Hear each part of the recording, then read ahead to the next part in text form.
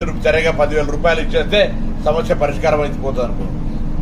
అది కాక ఈరోజు ఒకటే ప్రశ్న, హైదరాబాద్ లో 141 ట్రాఫిక్ అంటే నీటి స్టాగ్నేషన్ ఏరియాస్ ఉన్నాయి, వాటిని రెక్టిఫై చేస్తా ఉన్నాం. అది కాక మూసికి సంబంధించి లేదా హైదరాబాద్ లేక్ సిటీ చెరువులు ఆక్రమణకు గురైన వాటిని మాత్రమే, అందులో పాఠశాలలున్నా ఆసుపత్రులున్నా ఇతరత్ర ప్రజా ఉపయోగమైన ఉంటే వారిని ఏ విధంగా మార్చాలి, ఏ విధంగా దాలను ఆల్టర్నేటివ్ చేయాలని తప్ప వాళ్ళని రోడ్డు మీద పడేసే విధంగా ఎన్ని ఫిర్యాదులు ఎక్కడ స్పందిస్తున్నాం. కానీ ఎక్కడైతే ఆక్రమణకు గురై అనుమతులు లేకుండా ఉన్నాయో హైడ్రాకు సంబంధించి ఆ కార్యక్రమం జరుగుతూ ఉంది. హైడ్రా ఇస్ డిఫరెంట్, మూసీ కార్యక్రమం ఇస్ డిఫరెంట్.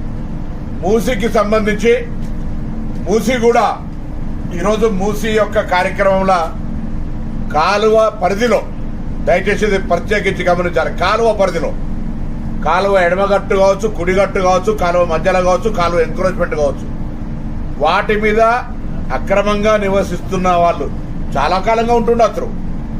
వాళ్ళందరినీ మేము ఒక్క మాట కూడా అక్కడి నుంచి బలవంతంగా ఖాళీ చేపిస్తలేము. మళ్ళీ చెప్తా ఉన్నాం, మూసీ పేరు మీద ఫేజ్ 1 కింద ఎవరైతే మూసీ బెడ్ ఉందో, అంటే కాలువ కుడిగట్టు ఎడమగట్టు మీద ఆక్రమణకు గురి అయి ఉన్న నివాస స్థలాలలో ఉంటున్న వాళ్ళందరికీ ప్రత్యామ్నాయంగా డబుల్ బెడ్రూమ్ ఇవ్వడంతో పాటుగా వాళ్ళ పిల్లలకు సంబంధించి విద్యా అవకాశాలు అక్కడనే దగ్గరలో గురుకులాలు కావచ్చు, ప్రైవేట్ పాఠశాలలు కావచ్చు, ప్రభుత్వ పాఠశాలలు కావచ్చు, లేదా ఇతరత్ర వాళ్ళకు ఉండబడేటువంటి హాస్టల్స్ కావచ్చు, అడ్మిషన్లు విద్యాపరంగా ఇక్కడ కూడా విఘాతం కలగలేకుండా చర్యలు తీసుకుంటారు. 2, మెక్మా ద్వారా ఉపాధి హామీ. ఇప్పుడు ఇక్కడ ఉన్నటువంటి కాలువలు ఉన్నటువంటి వాళ్ళకు ఉపాధి లేదు, వాళ్ళకు వేరే ఎక్కడో కాడికి ఏదో కార్యక్రమం చేయాల్సి వస్తుంది.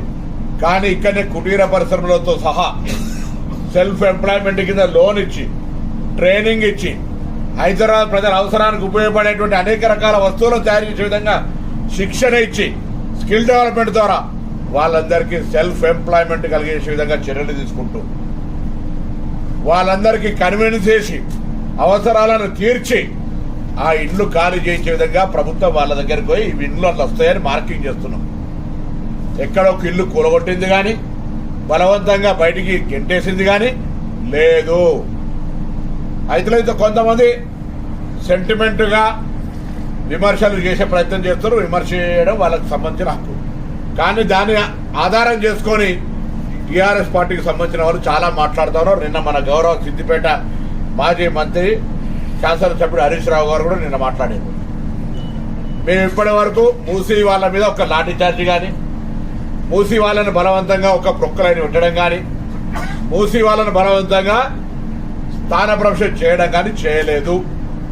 వాళ్ళందరికీ ప్రత్యామ్నాయంగా ఇండియాలని ఆలోచన. దయచేసి మేజర్ పాయింట్, తెలంగాణ ప్రభుత్వం మూసీ పరివాహక ప్రాంతంగా ఉన్నటువంటి ఫిల్టర్ బెడ్ ఏ బెడ్ మీద అయితే ఉందో వాళ్ళందరికీ పర్యావరణంగా వాళ్ళందరికీ డబుల్ బెడ్రూమ్ ఇల్లు ఇవ్వడము, విద్యా ఉపాధి అవకాశాలు కల్పించడానికి తర్వాతనే తీస్తాం. ఇదే మూసీ మీద బఫర్ జోన్లో కానీ ఎఫ్టీఎల్ కానీ మేము వాటి అసలు టచ్ కూడా చేస్తాం. బఫర్ జోన్ ఎఫ్టీఎల్కి సంబంధించి ఇప్పుడు ముచ్చటనే లేదు. Base government Musi is our issue. దానివల్ల కాలుష్యము, మురుగునీళ్లు, పాత నగరానికి సంబంధించిన ఇబ్బంది కలుగుతూ ఉంది. కాబట్టి దాన్ని ఒక మంచి పర్యాటక అయితే జరుగుతుంది. దయచేసి ఆలోచించండి. దీర్ఘకాలిక ప్రయోజనాలు కలిగేటువంటి ప్రజలకు ఇబ్బందిగా మారుతుంది. హైదరాబాద్ బ్రాండ్ ఇమేజ్, హైదరాబాద్ అభివృద్ధికి సంబంధించినటువంటి ఇబ్బంది కలిగే అవకాశం ఉంటుంది. నీళ్ళలో మునగడము, తేలడము, దీన స్థితి లోపల ఎప్పుడు కొట్టుకపోతామో ఎప్పుడు ఉంటామో తెలియని స్థితులలో ఉండేటువంటి పరిస్థితి ఉంటుంది. కాబట్టి దాని నుండి బయటపడడానికి మీ అందరితో ప్రభుత్వం ఎక్కడ గ్రీవెన్స్ ఉన్నా మీ జిల్లా కలెక్టర్లకు, ఆర్డీఓలకు, ఎంఆర్ఓలకు, మున్సిపల్ శాఖ అధికారులకు చెప్పండి. మీ సమస్యలన్నీ ఏమి ఇబ్బంది లేకుండా, బలవంతం ఒత్తిడి లేకుండా అన్ని రకాల సమస్యలు పరిష్కరించి సంతృప్తి చెందిన తర్వాతనే షిఫ్ట్ గా మనం కోరుతూ ఆ యొక్క మూసీకి సంబంధించిన నిర్వాసితుల జీవితాలతోటి ఆడుకోవద్దని టీఆర్ఎస్ పార్టీ నాయకత్వం విజ్ఞప్తి చేస్తున్నా.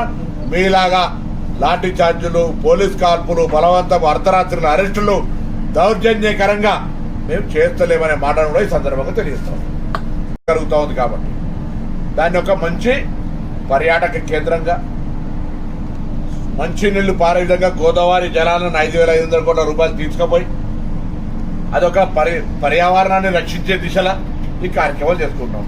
ఇక్కడ లాజికల్ పాయింట్, నేను ఇక్కడ ఒక కార్యక్రమం ఏంటంటే, సామెతను తెలుగులో మొగొడిని కొట్టి మొరమొర అంటారని, సరే ఏమనుకోదు అక్క చెల్లెలను, ఇది ఒక సామెత అని చెప్పిన ముందే. మొగొడిని కొట్టి మొరమొర అన్నట్టుగా ఉండే విధంగా టీఆర్ఎస్ పార్టీ నిన్నటి నుంచి ఇలా మళ్ళీ ఇంకొక ట్విస్ట్, అసలు మేము 30 మెడికల్ కాలేజీలు పెడితే బదులు 30 వాట్సాప్ యూనివర్సిటీలు పెడితే బాగుంటుందన్న కేటీఆర్ ఓడిపోయిన తర్వాత వాటిని అమలు చేస్తూ సోషల్ మీడియా ద్వారా కొన్ని కార్యక్రమాలు చేస్తూ ఉంటాం. మేము ఇంతకుముందు చెప్పినట్టే ఇక్కడ ఎవరిని కొట్టలే, ఎవరిని ఖాళీ చేయించలే, ఎవరికి ఇక్కడ రిహాబిలిటేషన్కు సంబంధించినటువంటి కన్వీన్స్ చేసే విధానం నడుస్తుంది మా అధికారులు. నిన్న హరీష్ రావు గారు మాట్లాడిన ఎవరొకరు ఏదో జరిగితే మొత్తం హైడ్రోజన్ బాంబ్ అని ఒకరు, హైడ్రాను ఇట్లా రకరకాలుగా మాట్లాడు తీసి Hydraa not related, Hydraa is a different, ఇది internal city, Musi is a different. First public ఆ హైదరాబాద్ పొక్లైన్ పడుతుంది, మా దగ్గర పొక్లైన్ వస్తాయని భయపడే అవసరం లేదు.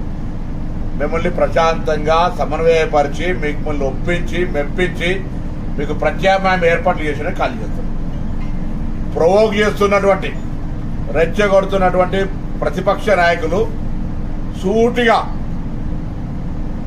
ఇక్కడ సిద్దిపేట కేంద్రం నుంచి ప్రశ్న అడుగుతున్న టీఆర్ఎస్ ప్రభుత్వాన్ని మీరు చూడండి.